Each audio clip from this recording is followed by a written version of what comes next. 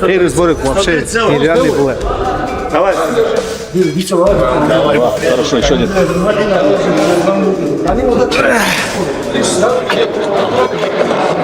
Пошли, кто следующий будет?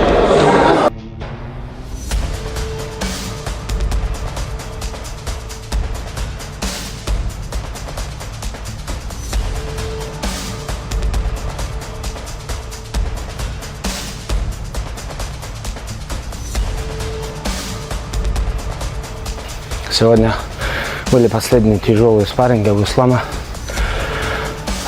Очень хорошо поработал. Хорошо себя чувствует. И по весу тоже идет по программе, по расписанию. Хорошие тренировки были. Хорошие спарринги были. Тяжелые удары на груши. Meanwhile, Khabib Nurmagomedov remains heavily involved in Islam Makhachev's preparation, taking an active role throughout training camp. His focus is on refining every aspect of Makhachev's game, making sure even the smallest weaknesses are addressed before fight night. Если даже их взять, убрать в сторону борьбу, мое мнение, что Ислам даже чисто в боксе перебьет, в тайском боксе. Нету таких аспектов, где Ислам не выступает.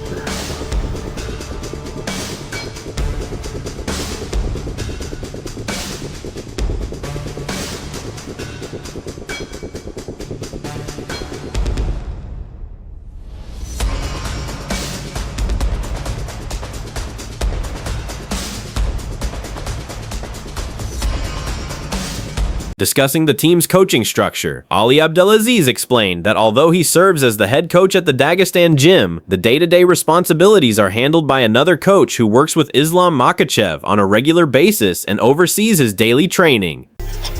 Очень многие так с недооценкой относятся к датскому барьеру. Я сам лично с ним выступал. Три раунда, да? Третий раунд, да? Больше 10 минут провел. Я примерно знаю, в чем он хорош, где у него плюсы, где у него минусы. Мы очень много над этим работаем.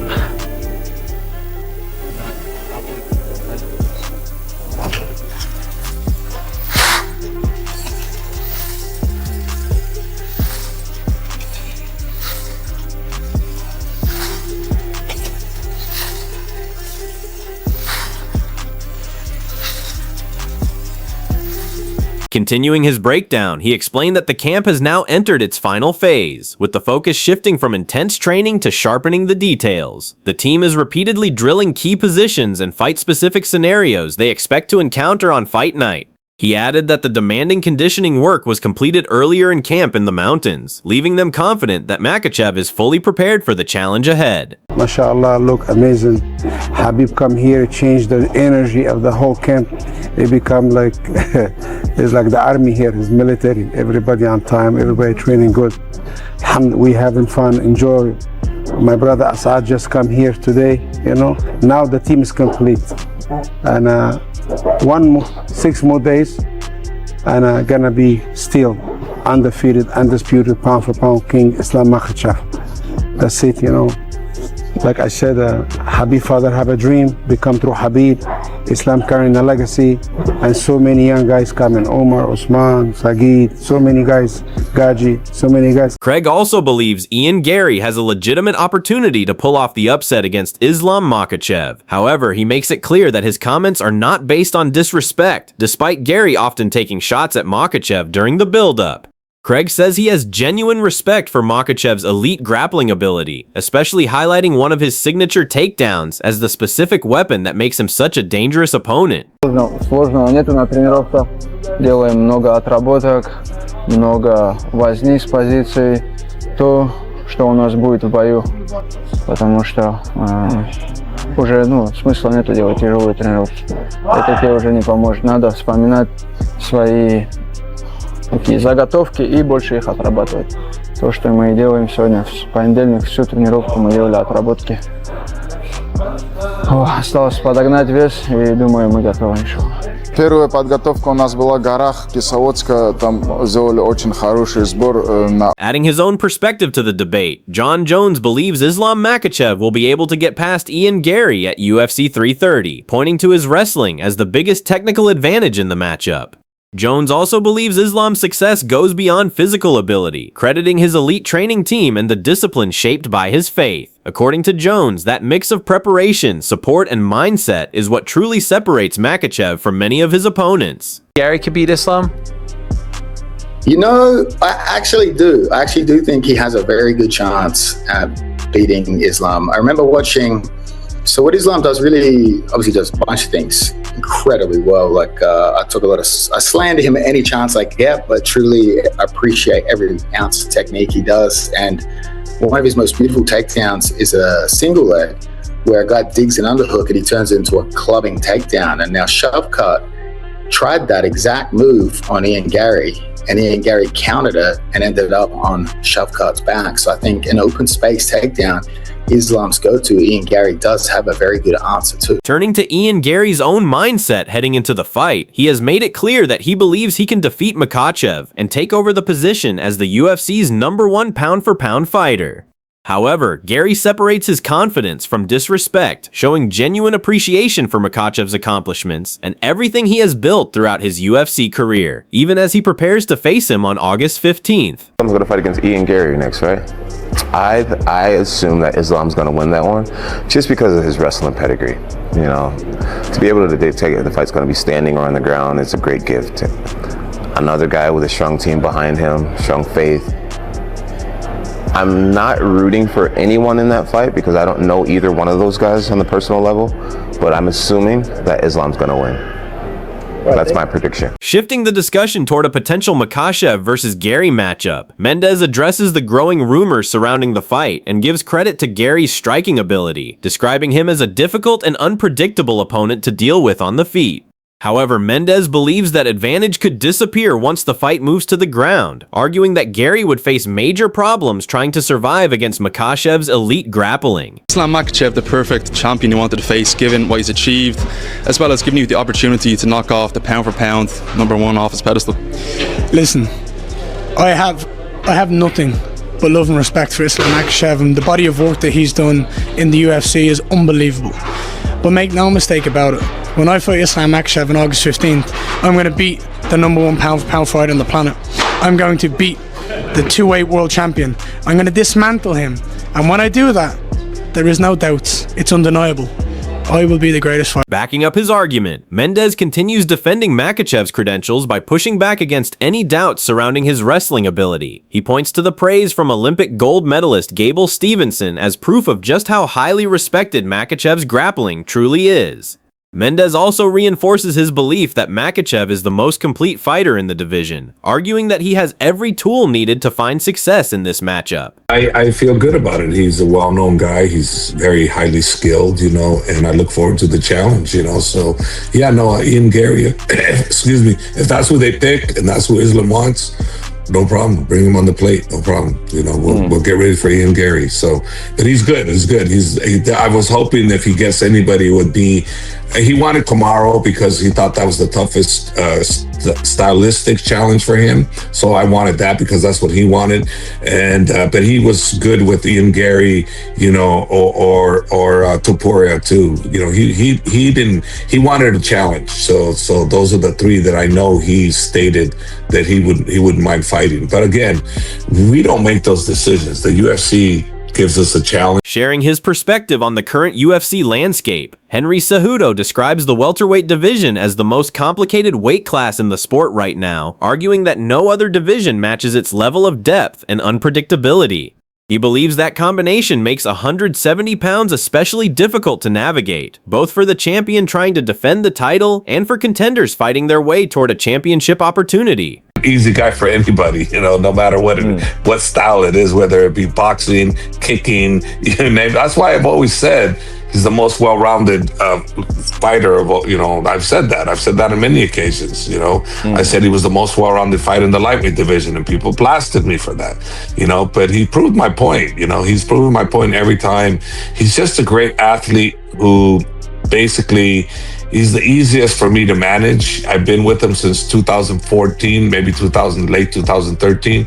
And I really haven't put very much work into him as of late because he knows what he's doing. Continuing that same conversation, Carlos Prates embraces the pressure that comes with being in the title picture, crediting Kamaru Usman for teaching him to view pressure as a challenge to embrace rather than something to fear. Looking at the bigger picture in the welterweight division, Prates believes the likely path forward is Garry facing Makhachev first, with the winner potentially becoming his next opponent. However, he also acknowledges Morales as another important name in the mix. Right now, Carlos, I mean, obviously the landscape at 170 pounds, it's always been 135 pounds and 170 that I feel like has gotten like the most attention. But right now, it's a bit tricky at 170 pounds because we have, we have the undefeated #2 contender in Michael Morales, who's in there. Obviously, you got one of the, if not the greatest welterweight of all time in Kamaru Usman that's in there. We have Ian Garry, who a lot of people feel like is the well-deserved fighter who has been really, who has a victory over the #1 contender, which is you. And then obviously you have the newcomer in Islam Makhachev, the double. Asked directly about the Garry-Makhachev matchup, John Jones said Ian Garry enters the fight as the clear underdog, but believes he has the skills to pull off an upset. Even so, Jones expects a very difficult and competitive contest. He noted that Garry usually wins through technical striking and point scoring, rather than damaging opponents. According to Jones, without consistent one-shot knockout power, Garry would likely need to outwork Islam Makhachev across all 5 rounds to earn the victory. Things like being part of this, like I always wanted this on my life, be on that moment of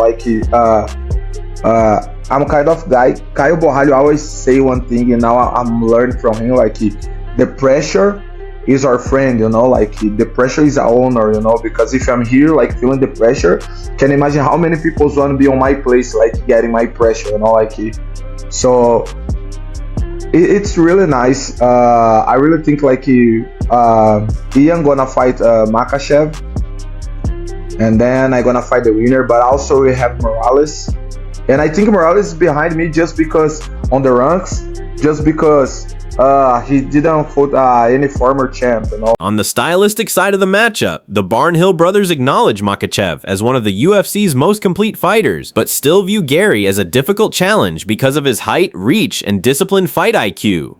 They highlight Garry's ability to control distance with his jab and dictate the pace, arguing those qualities could make him one of Makhachev's toughest tests yet at 170 pounds. Of course, he is an underdog against Makhachev, but I truly believe he have a really good skills to beat Makhachev, Of course, it's gonna be hard. It's gonna be a hard fight. I think if he would the guy knock people out a little bit more, he hurt a little bit more, would be less hard to beat Makhachev, He do a lot of points. He don't hurt people. But I think he have a chance, really good chance, real chance, to beat. Weighing in on the stylistic breakdown, the Barnhill brothers recognize Makhachev as the UFC's most complete fighter, but believe Garry's fight IQ and game planning make him a difficult matchup. They point to his size, ability to maintain distance behind his jab, and discipline in controlling exchanges. They also highlight Garry's ability to reset when things don't go his way, making him one of Makhachev's toughest challenges at 170 pounds. That's what makes it interesting to me with Islam Makhachev versus Ian Garry. Ian is the right guy to get in there versus Islam. I think that, he's done enough. He has a head-to-head win over Carlos Prates, who in my mind is one step above Michael Morales, just as far as strength of schedule goes. But Ian Garry, aside from the Shavkat fight, has looked perfect, and he hasn't had an easy road to get to the top of the division. So this fight not only reminds me of Conor versus Khabib for the geographical, location of where both of these people come from, I think there is a real beef and a feud between Ireland and Dagestan as far as MMA is concerned. Looking ahead at future possibilities, MMA professionals discuss the idea of Makhachev eventually moving up to middleweight in pursuit of a 3rd UFC title. They point to his history of successfully moving between weight classes as a reason why another jump could be realistic. They also mentioned Sean Strickland as a potential stylistic matchup, suggesting that Makhachev's wrestling-heavy approach could create problems if Strickland is still holding the belt at that point. And this one is definitely an interesting fight because we know Islam's the most complete fighter in the UFC, but Ian Garry's game planning and fight IQ takes him up a notch as far as difficulty to beat. He's got a frame that's very hard to close distance on, and not only that, his ability to maintain range is really good. He stays behind a jab, he's very intelligent, sort of like Cyril Gane, where he engages on his own terms. If he doesn't like what he sees, he tries to back up and get a fresh start. So Ian Garry is actually probably the toughest opponent for Islam Makhachev at 170 right now, but I think Michael Morales versus Carlos Prates could wind up bringing us the next toughest opponent for sure if those two get put on the 330 card. Could throw a wrench into things. Does Islam Makhachev consider going for triple champ status? Because when Khamzat was the champion, it didn't really seem like we'd ever see Islam go up to 185, but then when we saw Strickland beat Khamzat, everybody started to talk about how Islam actually does have a chance to go up and take the belt from Sean Strickland. Now I know he's got his hands full at 170 for the at least year or year and a half moving forward, but if Sean Strickland's still the champ, or there's somebody else in the division, you know, perhaps Khamzat moves up to 205, he doesn't have to worry about Khamzat. Even though at this point I don't really know if Islam would lose to Khamzat Chimaev. No, but I don't think he really wants to. I don't think he's pining to fight Chimaev. Offering his perspective on the matchup, Michael Bisping argues that Ian Garry, with his 17-1 record, presents a tougher stylistic challenge than many fans expect.